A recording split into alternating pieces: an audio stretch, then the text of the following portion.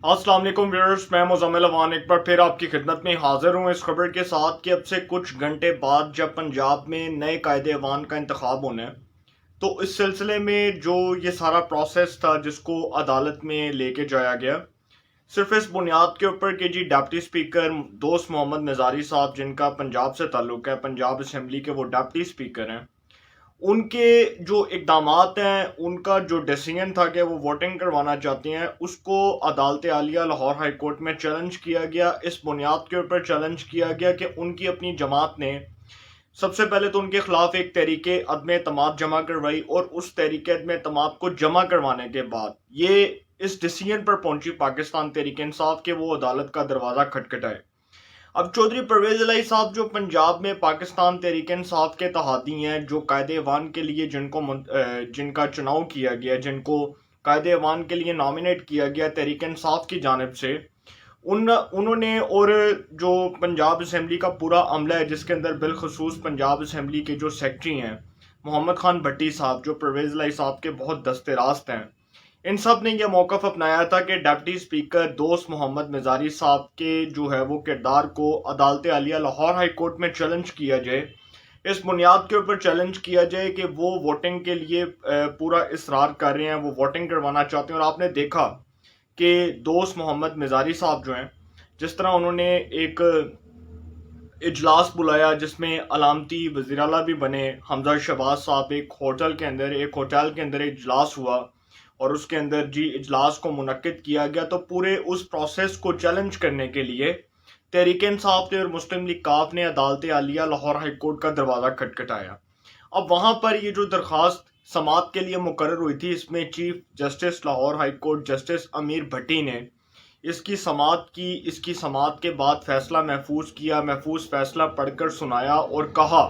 कि deputy speaker दोस्त निज़ारी साहब जो हैं, उनकी सरबराही में पंजाब असम्बली का इजलास मुनक्किद करवाया जाएगा। और उस हवाले से उन्होंने ये बात बावर करवाई पंजाब असम्बली के अमले को कि वो किसी भी किस्म का कोई गैर आइनी इकदाम नहीं उठा सकते और वो किसी भी किस्म की कोई शैतानी चाल नहीं चल सकते, बल्कि वो दोस्त निज़ारी साहब जो डिप्टी स्पीकर है पंजाब असम्बली के, उनकी सरबराही में जो इजलास होगा वो पाबंद होंगे कि वो पंजाब असम्बली में वोटिंग को हर सूरत यकीनी बनाएं। जिसके बाद फिर लाहौर हाई कोर्ट ने सिंगल बेंच का जो फैसला है उसको चैलेंज करने के लिए अदालत के अंदर एक और दरख्वास्त दी। अदालत आलिया लाहौर हाई कोर्ट में एक दरख्वास्त दायर की गई, जिस बेंच के जी अंदर दो रुकनी बेंच जो था, जिसमें जस्टिस जवादुल हसन और जस्टिस दूसरे जो जज थे वो जस्टिस शुजात अली खान साहब थे। अब जस्टिस शुजात अली खान और जस्टिस जवादुल हसन साहब ने इस जो है वो दरख्वास्त के ऊपर समात की। दोस्त निज़ारी साहब के खिलाफ जो इंट्रा कोर्ट अपील का फैसला था जो जारी कर दिया गया, दोस्त निज़ारी साहब के खिलाफ जो इंट्रा कोर्ट अपील का फैसला जारी किया गया दो रुकनी बेंच की जानिब से, उसके अंदर भी जजेस ने यही कहा कि दोस्त निज़ारी साहब जो डिप्टी स्पीकर हैं, उनकी सरबराही में इजलास बुलाया जाए, इजलास मुनक्किद करवाया जाए, वो वोटिंग करवाएंगे, वो हर सूरत अमन व अमान की सूरत हाल को यकीनी बनाएंगे। असम्बली का डेकोरम ख़राब नहीं होना चाहिए, असम्बली का माहौल ख़राब नहीं होना चाहिए, क्योंकि जो chief justice Lahore high court justice अमीर भट्टी साहब ने फैसला दिया था, उस फैसले को चैलेंज करने के लिए उसके खिलाफ जो एक इंट्रा कोर्ट अपील दायर की गई लाहौर हाई कोर्ट में एक सिंगल बेंच के फैसले के खिलाफ, जिसमें दो रुकनी बेंच बना जस्टिस जवादुल हसन और जस्टिस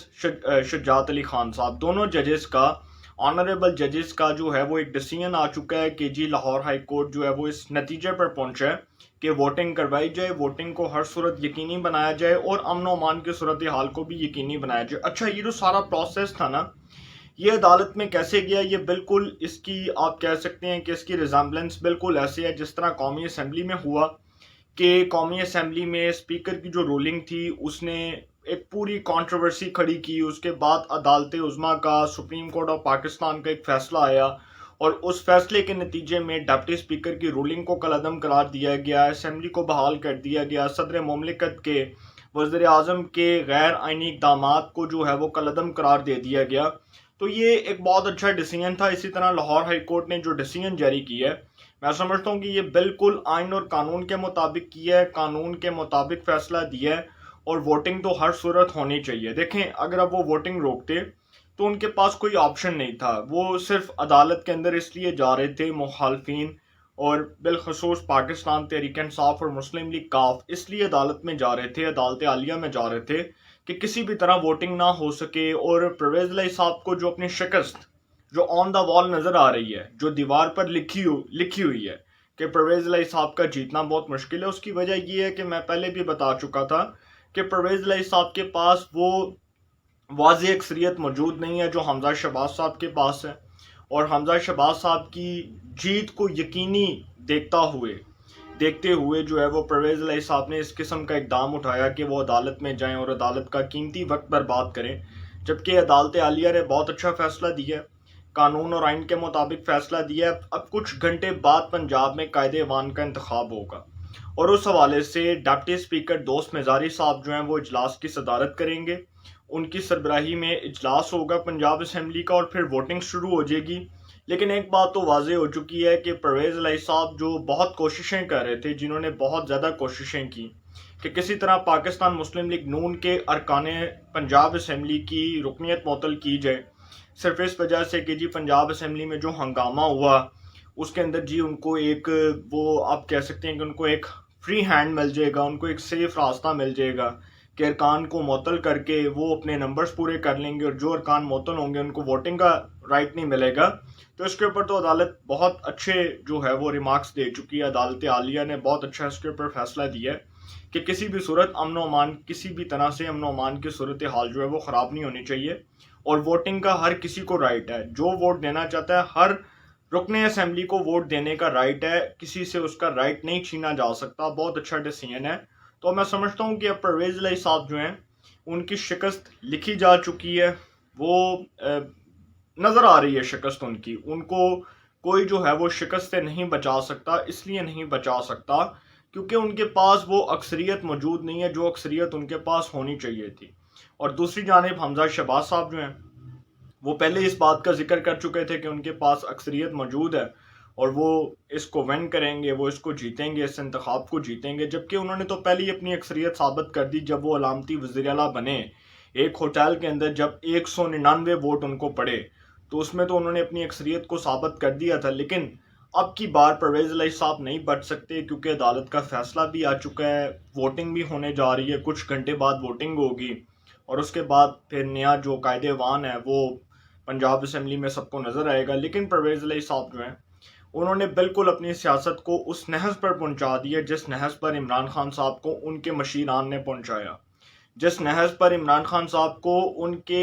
وہ دوستوں نے پہنچایا جنہوں نے ان کو غلط مشورے دیے، جنہوں نے ان کو غلط ایڈوائس پیش کی، جنہوں نے ان کی سیاست کا دڑن تختہ کیا۔ تو اسی طرح پرویز الہی صاحب جو ہیں ان کی سیاست کا بھی دڑن تختہ ہو چکا ہے، اور میں سمجھتا ہوں کہ اب ان کے پاس ایک ہی راستہ بچا ہے، وہ یہ ہے کہ وہ اپنی شکست کو تسلیم کریں، اور اپنی شکست کو تسلیم کرنے کے بعد وہ اپوزیشن کے بینچوں پر بیٹھ جائیں۔ یہ بہت اچھا فیصلہ ہوگا، وہ دل سے اپنی شکست کو تسلیم کریں اور وہ اس بات کو تسلیم کر لیں کہ ان کے پاس اکثریت موجود نہیں ہے، تو بہت اچھا فیصلہ ہوگا اگر تو وہ یہ تسلیم کر لیتے ہیں۔ ہاں اگر نہیں کرتے تو پھر عدالت کا فیصلہ موجود ہے، ووٹنگ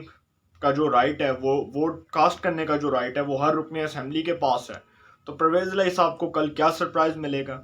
کچھ گھنٹے بعد کیا سرپرائز ملنے جا رہا ہے، یہ تو آپ کو پتہ چل جائے گا انشاءاللہ۔ اس حوالے سے جو بھی اپڈیٹس ہوں گی آپ کو انفارمیشن ملے گی انشاءاللہ، پھر ملاقات ہوگی۔ اپنا بہت خیال رکھیے گا، اللہ نگہبان۔